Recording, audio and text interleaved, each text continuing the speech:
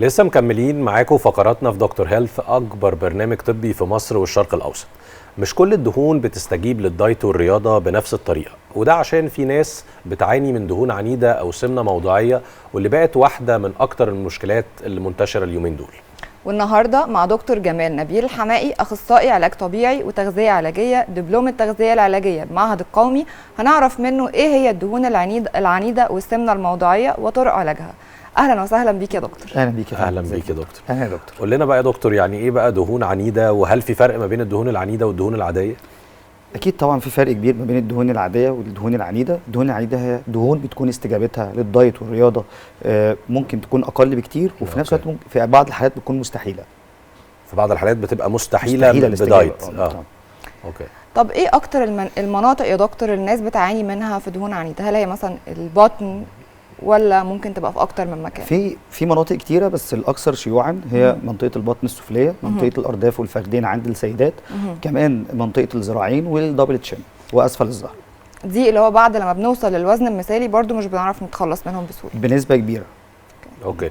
طيب يا دكتور، يعني ممكن ناس تفكر وتقول هل الموضوع ليه علاقه بحاجه وراثيه ولا لا؟ ممكن انا ما يكونش عندي هيستوري انه حد من العيله عنده دهون عنيده بالمنظر ده ويجي لي انا نفس القصه. هي لها علاقه بحاجتين مهمين. اولا علاقه هرمونيه وعلاقه وراثيه. علاقه وراثيه لان معظم الدهون بتبقى مرسومه جينيا عند معظم الاشخاص. الهرمونيه بقى طبعا هرمونات زي الانسولين والاستروجين وهرمونات الغده الدرقيه والكورتيزول ممكن ياثروا بشكل كبير في تكوين الدهون العنيده. طيب يا دكتور، ايه احدث التقنيات او حضرتك بتحب تنصح بايه عشان نعالج مشكله الدهون الموضعيه او العنيده؟ هو في حلول غير جراحيه وحلول جراحيه. الحلول الجراحيه دي بتكون اخر الحلول. الحلول الغير جراحيه وهي الاهم بالنسبه لنا هي الوسائل الجديده اللي تطورت في السنين الاخيره بشكل كبير واللي بتقدر تقضي على الدهون العنيده، زي مثلا تقنيه الكرايولايبوليسيس او تجميد الدهون، تفتيت الدهون بالتجميد.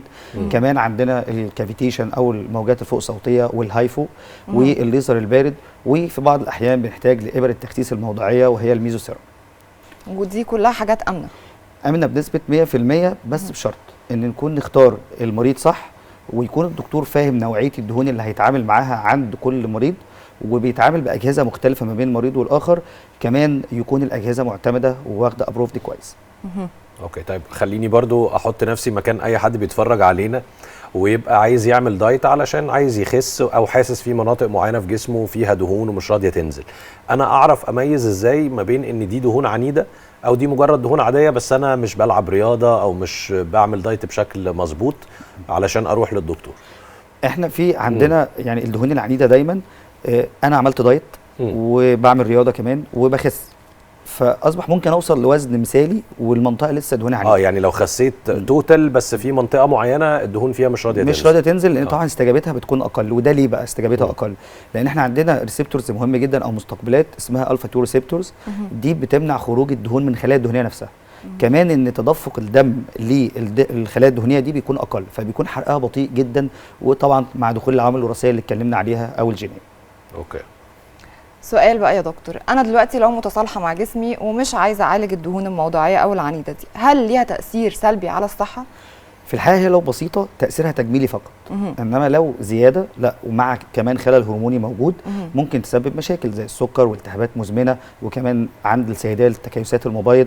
كل الحاجات دي ممكن يكون سببها الدهون العنيده في بعض الاحيان، وكمان بتبطئ الحرق جدا. يعني ممكن شخص عنده دهون عنيده تكون سبب في ان هو مش بيحرق كويس وما عندوش طاقه في العموم. مفيش طاقه، لان الدهون دي زي ما احنا قلنا استجابتها بسيطه جدا، وفي نفس الوقت كمان هو ممكن ما يكونش شخص رياضي، كمان مش شرط يكون رياضي.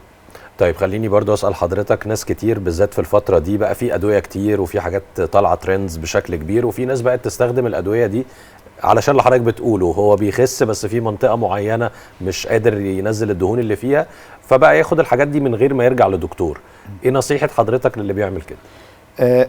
لا طبعا ما انصحش ان هو ابدا يعمل اي حاجه من دي من غير رجوع للدكتور، لان احنا قلنا ده في فن في اختيار العيان نفسه والتوقيت اللي امتى نشتغل على الجزء زي ده.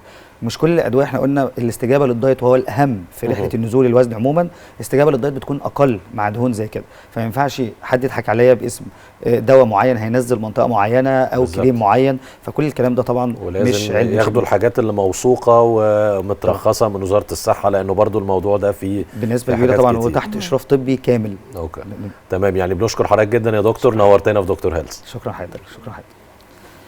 لسه مكملين معاكم فقراتنا في دكتور هيلث، خليكم معانا.